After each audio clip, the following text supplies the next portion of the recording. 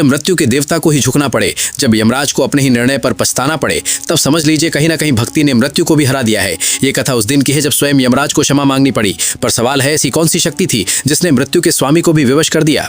बहुत समय पहले एक छोटे से ग्राम में एक निर्धन ब्राह्मण और उसकी पत्नी रहते थे। उनका एक ही पुत्र था, निर्दोष, भक्त और सत्यनिष्ठ। परंतु जन्म के समय ही ज्योतिषियों ने कह दिया था, इस बालक की आयु मात्र 16 वर्ष है। माता पिता के हृदय में हर दिन मृत्यु की छाया मंडराती रहती थी।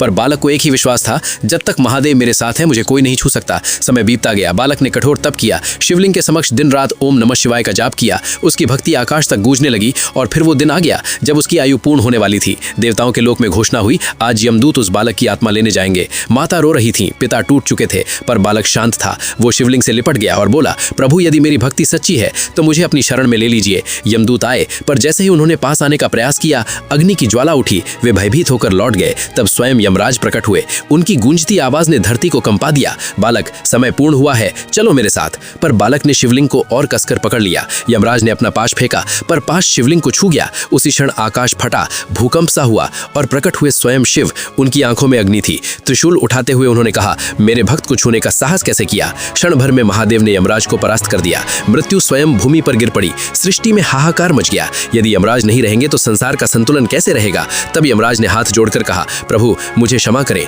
मैंने अपने कर्तव्य का पालन किया, पर आपके भक्त की महिमा नहीं समझ सका।